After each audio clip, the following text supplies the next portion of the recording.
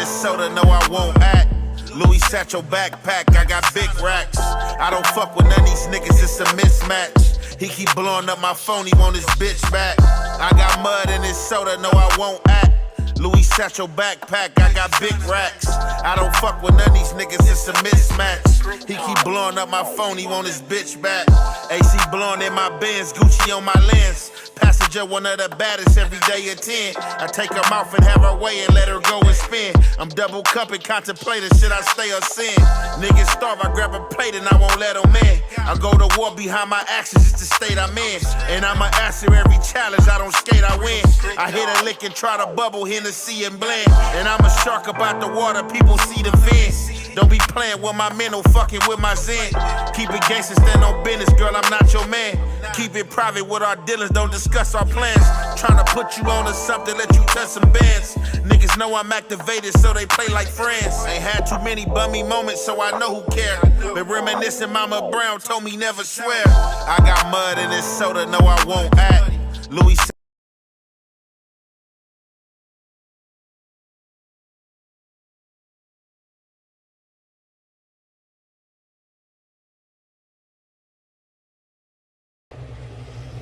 What's the good big old deal with the people, man? It's your boy Young and Hefe. Don't care about number what the check say. Make sure you go ahead and like and subscribe because it don't cost you nothing to press that button. And if you ring that notification bell, I'm going to bring you mail. What's the good old big deal with the good old people? It's Hot Topics with your boy Young and Hefe, and I'm here to deliver you another one like the other one. So the recipient of Hot Topic, the 5th day of that Diddy trial. Freak off crazy. So that's what we on. That's what we about to get into. This the 5th day of trial, and this really the only day that I tapped in with the trial and allowed myself to hear some of the horrific acts and, you know, the crazy, you know what I'm saying, jungle fever, you know what I'm saying, and drug induced, you know what I'm saying, crazy freak offs. So it looks like Cassie been hopping on that stand and she's been embarrassing herself. She's been embarrassing herself. She's been caught in lies, all type of stuff, to where it leaves you in the mind of wondering,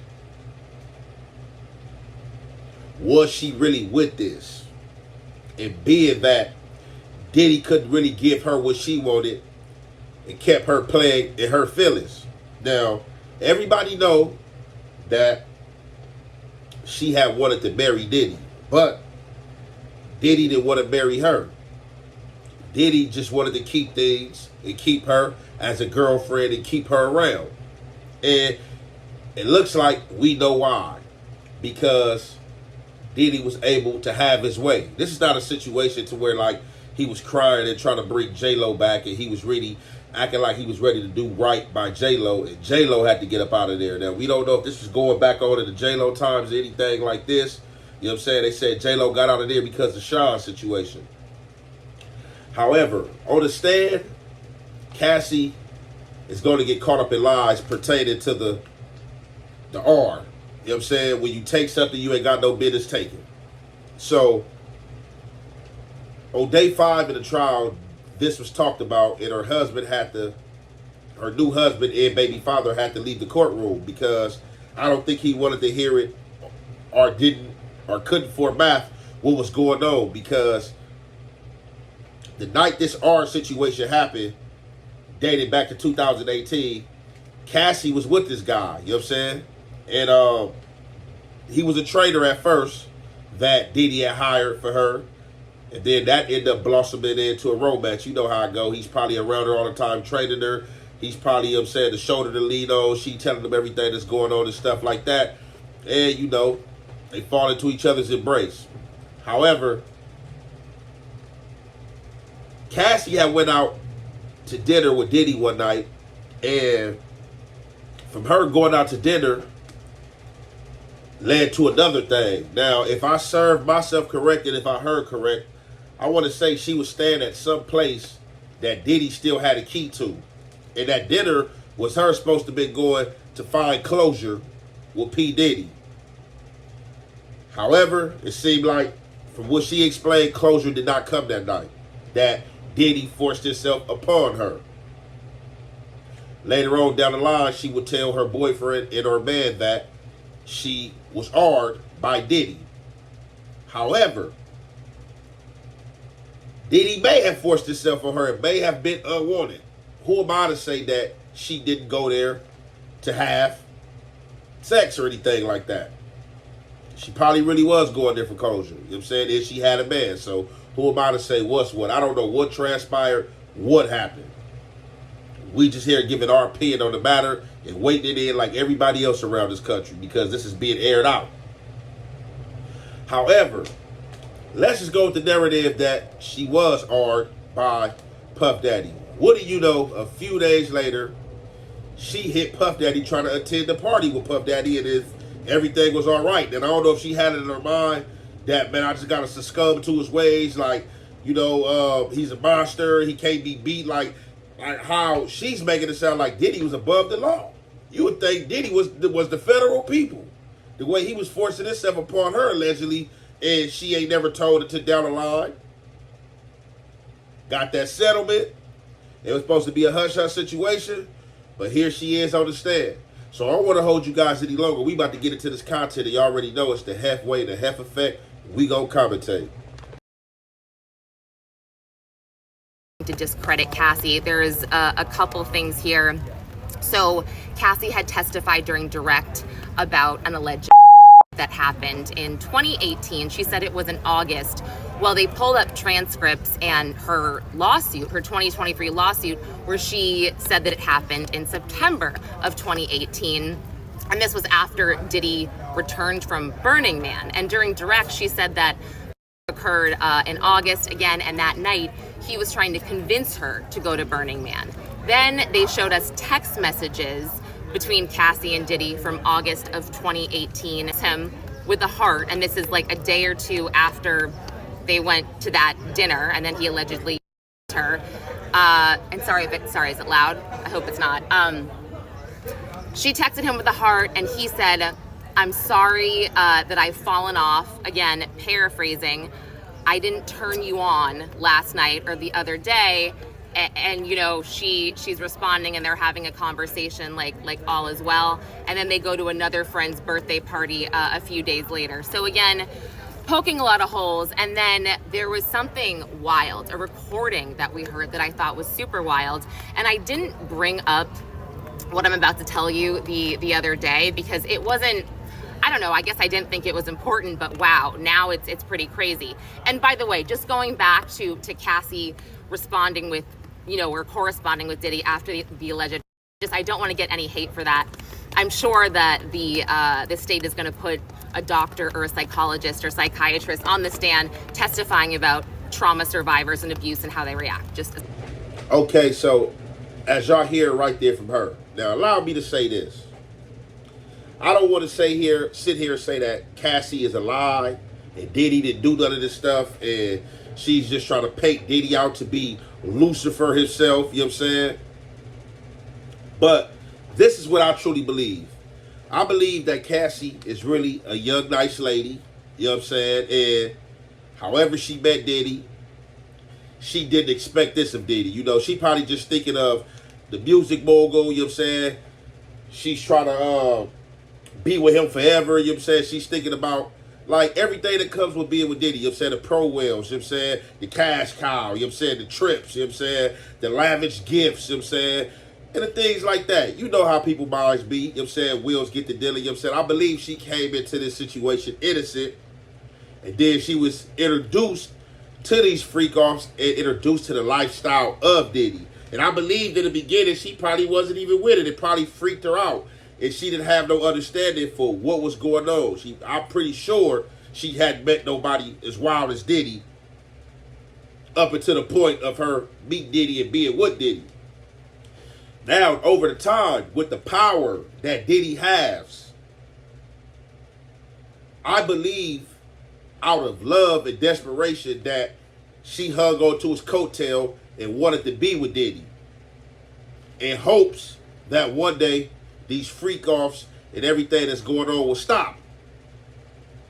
But if not, well, I'm in love. At least marry me. At least let me know I'm here for the long haul.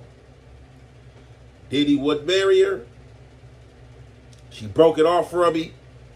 Was trying to stay away from him. Ended up beating up with him for dinner and trying to get closure. That led to him allegedly forcing himself on her. That she said was unwarranted. They got texts between them as this woman is speaking on the texts, and as the texts is going to be read and seen by y'all, for y'all, through this content. So, yeah, man, it is just crazy. And like I said, I don't want to. I just think that she's exaggerating, like, and emotionally distraught. You know what I'm saying, for the situations that she had been through with Diddy. You know what I'm saying, and that's just what I think, because it don't make no sense. But somebody that's traumatized, I mean, I can't speak on nobody that's traumatized, because I have ever been traumatized myself. Definitely not by no sex escapades or anything like that. So it just makes her look crazy and discredits her in the court eyes when they are reading text messages between you and Diddy from the day before, as if everything is okay. And then you guys go out again to another party. And at this time, she had a boyfriend. So with that being said, let's get into the rest of this content. And y'all know it's the halfway to half effect. We gonna commentate.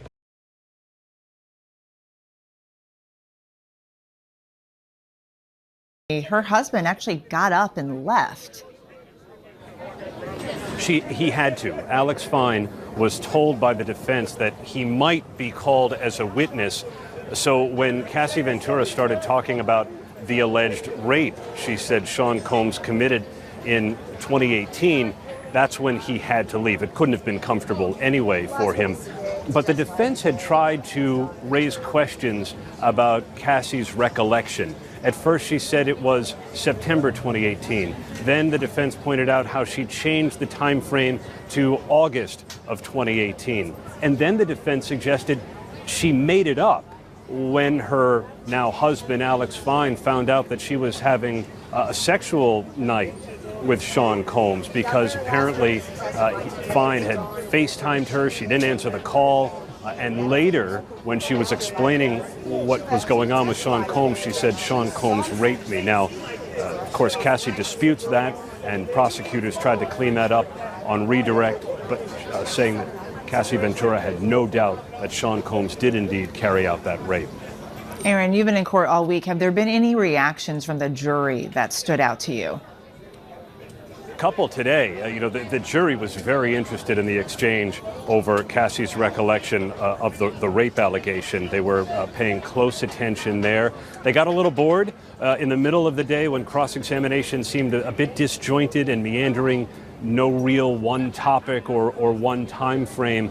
But then, toward the end, the jury got to hold some of the evidence. They got to see the money, the drugs, the baby oil that federal agents said they found in Sean Combs' hotel room in Midtown the night he was arrested. Aaron, after Cassie got off the stand, two more witnesses.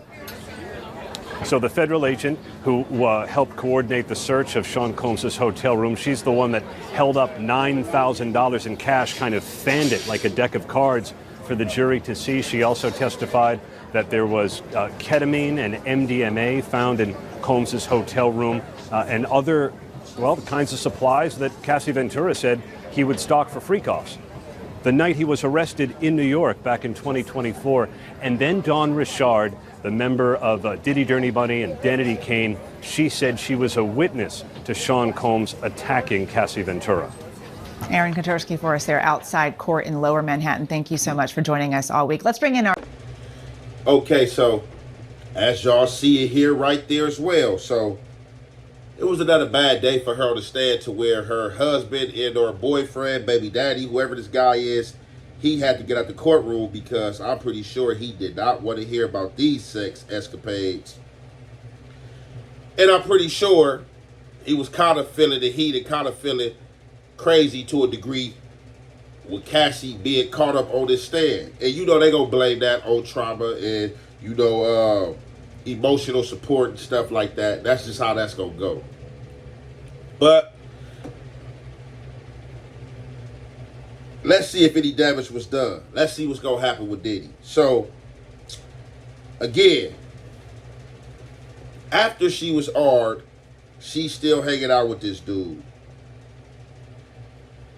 Diddy so cold that they was even saying that at one of these times he was having these intercourse with her that the boyfriend phoned in or FaceTimed her while she was getting nasty with Diddy. Now, I don't know if he knew what was going on. I don't know if this was a Diddy twisted mind, like, yeah, answer it.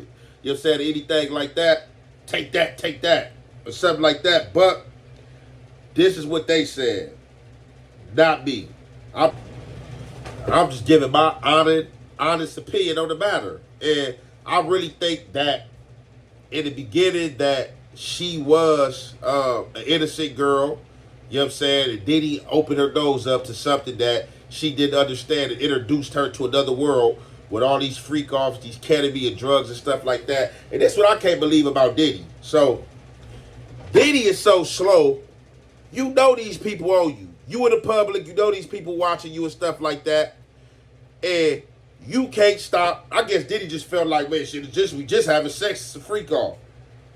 How you know you being investigated, and when they come in your room and arrest you, they find ketamine, baby oils, all the stuff that's used for the freak offs that people is telling about. That's crazy. That's crazy and cold work. That's like me knowing I'm being investigated for these bank robberies or being investigated for something, and I get caught with it on me. Oh, yeah, it's just like, yeah, I don't understand it. Like, Diddy's supposed to didn't have no baby oil or ketamine around him when he was arrested. He should have been scot clean. But y'all know they raided the house and found tons of baby oil and all this crazy stuff and stuff like that. But that's what I believe about this situation.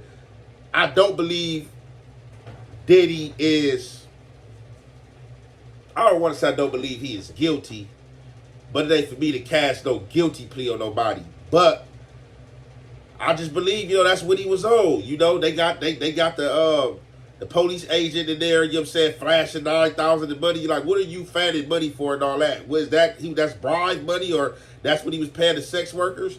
Like, the only thing, this trial is like opening doors and letting a lot of stuff out. Like, it's a lot of kinky stuff going on. Like, I think yesterday in the trial, the day before, they was talking about a man ejaculation, you know what I'm saying? The sex workers ejaculation getting put on Diddy nipples and stuff like that. Like, who's swapping fluids and semen and stuff like that? Like, this whole stuff is just like crazy and wild. And I can't believe Brother Love. Like I said, I don't know what's real and what's not. But, man, this is crazy, man. This is crazy work. And like I said, I believe in the beginning that Cassie was innocent. And by the love and grace that she had for Diddy, she went along with it. Like, man, if this how I'm going to keep in his grace, and this how I'm going to keep him around, and this how he's going to love me, I'm going to go for it. But probably after so much emotional abuse and trauma and seeing things that stay the same, she probably just like, man, I got to get up out of here, man. This man ain't go, you know what I'm saying, marry me, man. This man go use and abuse me into, he ain't got no more fun for me no more, too. I'm not no fun toy no more. And I think that's the case of, what happened. And, with her filing her lawsuit, this opened the door to a lot of other stuff. But with that being said, man, we going to conclude that right there, man. It's your boy, Young and Hefe. Don't care about nothing what the check say. Make sure you go ahead, like, and subscribe, because it don't cost you nothing to press that button. And if you ring that notification bell, I'm going to bring you mail. Keeping it real and showing love, absolutely free. Still some of the hardest shit for a lot of you bitch ass niggas to do. So if you ain't a bitch ass nigga, let me see you keep it real and show me some love and share this post right here, cake ass nigga.